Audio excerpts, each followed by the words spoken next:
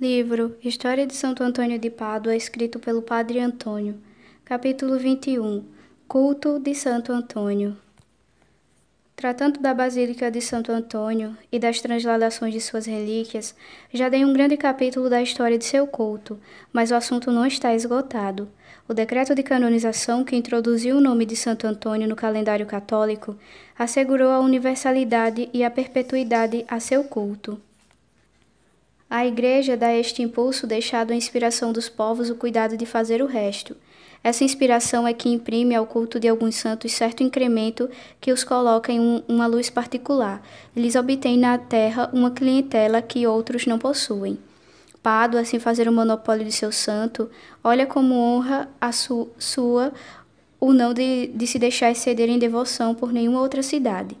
Não contente de lhe dedicar um santuário em que noite e dia ardem 36 lâmpadas de prata, notáveis por seu tamanho e forma, e que são presentes de reis, ela fundou os aniversários das transladações já mencionadas. Juntou-lhe outras instituições, capazes de entreter nas almas a devoção para com o seu santo protetor, e que todas ainda hoje estão vivas. A confraria de Santo Antônio, durante 6 séculos, nunca cessou de entender-se recrutando o seu pessoal em todas as fileiras da sociedade. Cada sexta-feira do ano, honra-se na Basílica o passamento do bem-aventurado para obter por sua intercessão a graça de uma boa morte. Florença não esqueceu que ele havia sido seu missionário. A lembrança da sua eloquência e de seus efeitos maravilhosos que ela produzira bastava para segurar o seu culto nesta cidade, mas a peste encarregou-se de cercá-lo de um grande brilho. O flagelo que se desencadeou sobre as margens do Arno, em época que os historiadores não determinam e que é talvez a da peste negra do século XV, voltou os olhares e as súplicas das vítimas para Santo Antônio, cujo poder freou os progressos de um mal. Florença, reconhecida, correu com devoção ainda maior que antes à igreja de Santa Croce, levantada pelos frades menores à glória de São Francisco e coberta dos quadros a fresco de Giotto. Santo Antônio tinha aí já o seu altar, mas então ficou ele carregado de ex-votos de todo o gênero. Disputavam-se as missas que lá se celebravam todas as manhãs. São Francisco dividiu sem inveja o seu templo com o discípulo nascido de seu gênio e de sua ternura. Nápoles seguia as pegadas das outras cidades italianas. O santo operou ali numerosos milagres que determinaram um notável movimento de piedade para com ele. Foi escolhido como patrono, dedicou-se-lhe uma estátua de prata que foi colocada na capela dos santos protetores da pátria. Não se ficou só nisto. Em 1633, instituiu-se na igreja de São Lourenço, servida pelos conventuais, uma confraria que tomou seu nome. Contava mais de 3.000 associados, entre os quais muitos príncipes e nobres, personagens de um e de outro sexo, a qual foi solenemente inaugurada em presença do arcebispo, do vice-rei e da aristocracia, e no meio de imenso concurso de povo atraído pelas ricas indulgências que se alcançaram de Roma. Edificou-se uma nova capela com a qual se desprenderam altas somas. Assegurou-se a todos os associados uma parte nas orações e boas obras da ordem franciscana. Os pobres recebiam socorros em suas enfermidades e, no caso de morte, a confraria tomava a si as despesas dos funerais. Finalmente, cada associado tinha direito a 50 missas pelo repouso de sua alma.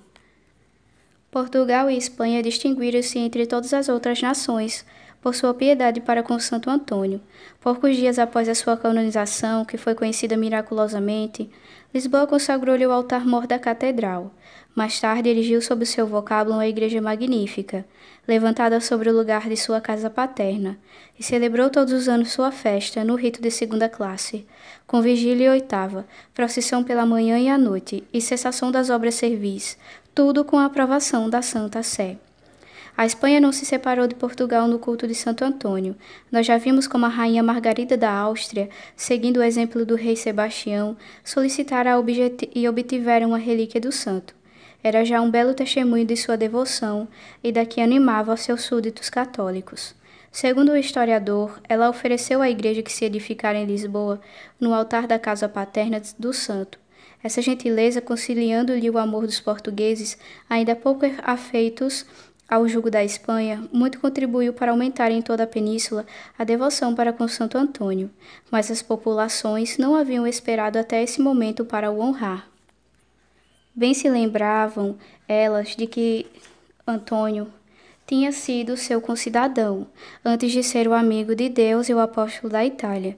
Nelas o patriotismo vinha com o auxílio da fé. Desde muito cedo dedicavam-lhe igrejas e mosteiros. Os pobres pescadores do oceano e do Mediterrâneo colocaram a imagem do santo em suas barcas e a invocaram ao velejar. Os grandes navegadores do século XV associaram-no às suas empresas, repartiram com ele a glória das conquistas, dando-lhe seu nome. O Cabo Verde teve sua ilha de Santo Antônio. As pontas de Cuba, La Plata, Terra do Fogo e outras tornaram-se outros tantos cabos de Santo Antônio. De Santo Antônio chamaram-se muitas cidades no Texas, no México, no Brasil e na República do Equador. Até rios receberam este batismo.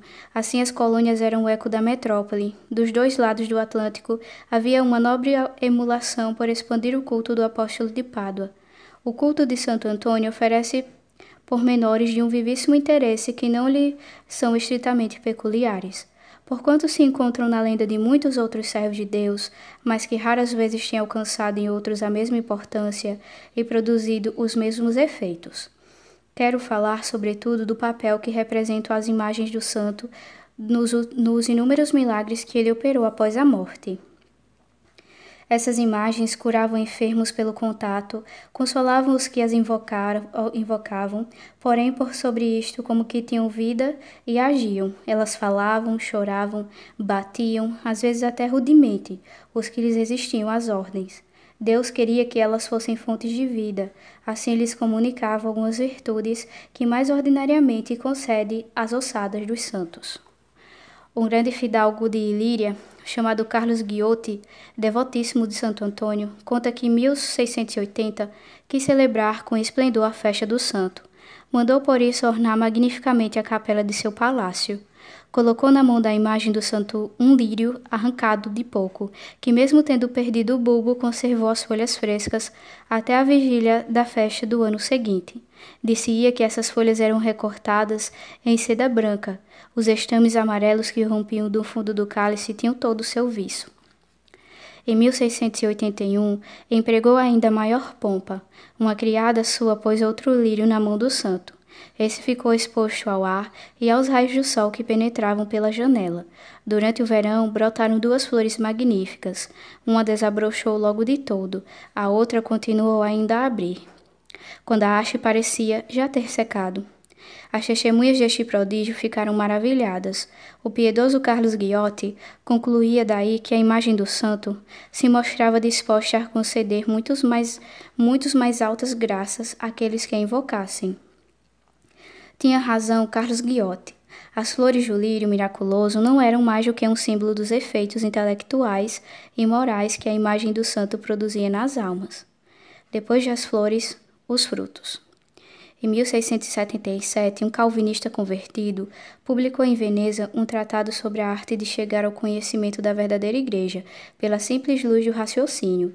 Não querendo ele deixar crer a seus leitores que o raciocínio bastava para conduzir a fé, expôs os meios de que se serve Deus para converter os transviados. Contou sua própria história em apoio da tese. Os motivos de credibilidade que acabo de enumerar e outros semelhantes haviam já formado em mim uma convicção acerca da religião católica. Nesse ínterim, deixei Roma e, depois de ter passado algumas semanas em Veneza, cheguei a Pádua. Tendo ido visitar a igreja de Santo Antônio, quando, segundo o meu costume, orava a Divina Majestade com toda a devoção de que era capaz, a imagem do santo, pintada numa parede, feriu-me as vistas e produziu em mim extraordinária impressão, a ponto que fiquei como que afobado numa torrente de pensamentos místicos que nasciam espontaneamente em minhas faculdades. Cresceu ainda a minha emoção ao prostrar-me diante do túmulo do santo e ao percorrer os baixos relevos de mármore sobre os quais estão esculpidos seus milagres. Tocou, porém, o cúmulo, quando, entrando na Escuela dei Santo, que é contígua à igreja, contemplei as pinturas que representam seus milagres, sobretudo o quadro a fresco da mula que se prostra diante do Santíssimo Sacramento da Eucaristia. Essa vista determinou em mim viva iluminação e uma persuasão interior tão irresistível da fé católica que no dia seguinte, de manhã, tendo deixado Pádua para prosseguir minha viagem pela Lombardia até chegar a Milão, não pude pensar noutra coisa. Tinha como ideia fixa que finalmente minhas orações haviam sido escutadas, e não me cansava de admirar os meios plásticos de que Deus se havia servido para me chamar à verdadeira fé, pela mediação de seu glorioso Antônio, esse grande santo de que eu zombara quando me achava ainda nas trevas do erro. Tão forte e inabalável convicção tinha eu já aí, que estava disposto a sofrer a crueza de todos os males do mundo, se preciso fosse para chegar a ser discípulo de nosso Senhor Jesus Cristo, no seio da Igreja Católica Romana. O culto de Santo Antônio, estudado nas fontes, apresenta alguns caracteres à primeira vista um pouco singulares, mas que logo se têm em muito apreço. São o entusiasmo e a familiaridade. Durante a vida, Santo Antônio era popular, acessível a todos, inspirava mais afeição que temor. Depois da sua morte, nada mudou. Tudo se passa em seus santuários, como se estivesse ainda vivo. Santo Antônio dá audiências, fala-se a ele e responde. Isto é, sobretudo, a marca da devoção italiana. A propósito de um dos maiores servos do santo, lê-se na Analecta dos Bolandistas. Não se sabia o que admirar mais, se a confiança filial do Colnago para com o seu celeste amigo, se a simplicidade deste último para com o fraco mortal, pareciam estar em família. Colnago referiu que Santo Antônio lhe aparecera muitas vezes, mais belo que a palavra humana poderia exprimir, cercado de um nimbo de luz, e que, aproximando-se, o tinha abraçado, apertando-o ao peito por instantes. Por seu lado, ele se desfazia em mil cuidados com o amigo celeste. O mais frequentemente que lhe era possível, ia visitar piamente o seu túmulo e venerar-lhe as relíquias. Celebrava os seus louvores em verso, a fim de lhe ganhar as almas e aumentar a sua glória. Não empreendia nenhuma viagem sem ir saudá-lo ternamente em seus templos. Leva-lhe ramalhetes de flores em seu seio, e a desafogar a tristeza e verter lágrimas. Soltava queixas a seus pés. Trazia sempre consigo folhas de papel para redigir súplicas, que lhe dirigia ao próprio nome, ou no daqueles que vinham reclamar a sua proteção. Tornara-se como que o postulador das causas de seus concidadãos e o secretário das ordens de Santo Antônio.